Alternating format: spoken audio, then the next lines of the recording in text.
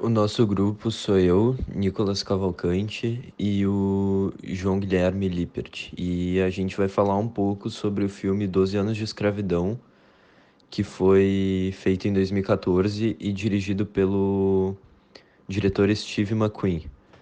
E primeiramente a gente gostaria de falar o porquê a gente escolheu esse filme, e foi basicamente pelo motivo de ele usar a escravidão como foco principal por todo o decorrer da trama.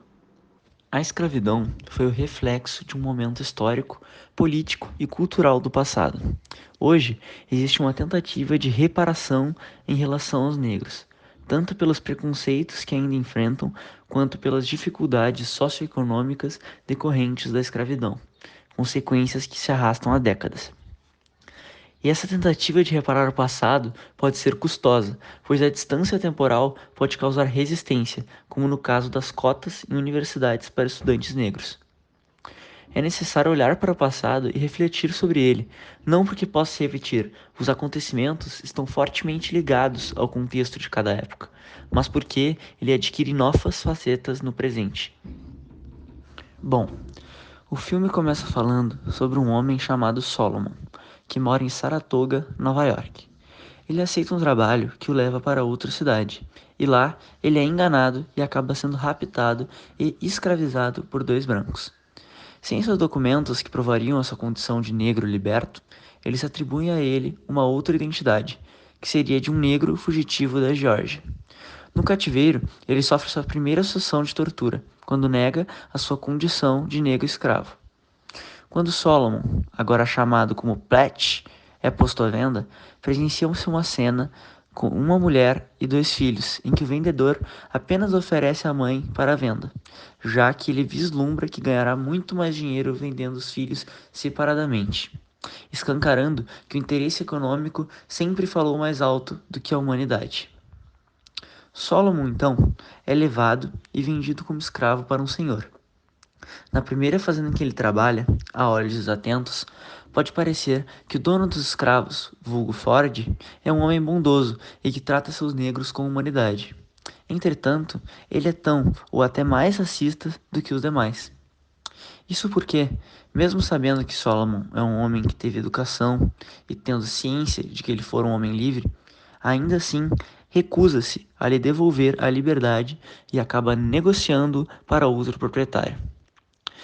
Ainda na primeira fazenda, podemos observar que, justamente em razão de que o proprietário se mostrava mais humano no trato dos escravos, Solomon se vê seduzido pelas bondades de seu dono e não percebe, ainda que momentaneamente, a condição degradante em que se encontra. O segundo dono representa todo o sofrimento que os negros escravos sofreram, desde abusos físicos até os mais severos abusos psicológicos, chamando a atenção para a gravidade da situação da mulher escrava, que estava sempre sujeita à violação sexual. E uma interessante passagem do filme é quando surge um branco para trabalhar junto dos negros na plantação. O tratamento ele é claramente privilegiado, mesmo produzindo menos de um terço do restante e ainda sendo incentivado pelo dono das terras.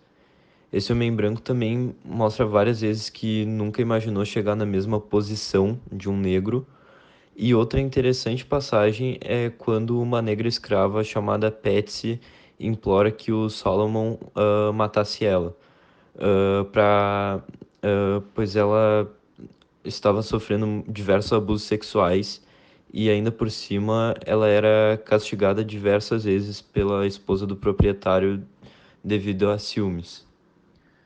Quando essa história já está chegando no fim, o Solomon conhece um homem que veio do Canadá, que é um país onde a escravidão já havia sido abolida há mais ou menos uns 50 anos, em relação à época em que o filme se passa.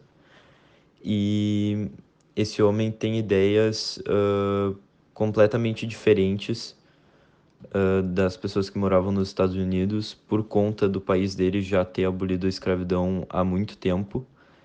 E por conta disso, ele acaba confrontando o atual proprietário do Solomon sobre as condições cruéis em que os negros eram tratados, E, deslumbrado por esse discurso, o Salomon se encoraja e conta ao canadense a sua história, pedindo a ele para que entre em contato com a sua família, a fim de reaver seus documentos de liberdade.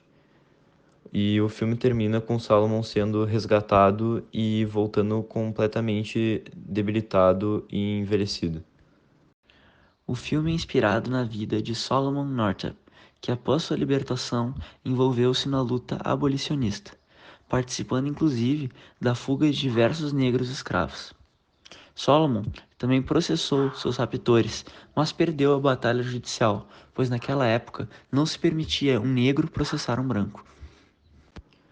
Uma última curiosidade sobre o filme é que ele ganhou diversos prêmios, incluindo o Oscar de melhor filme, o de melhor atriz coadjuvante e o de melhor roteiro adaptado. Porque além de tratar de um assunto que mexe bastante com muitas pessoas, ele é um filme extremamente bem trabalhado e bem produzido.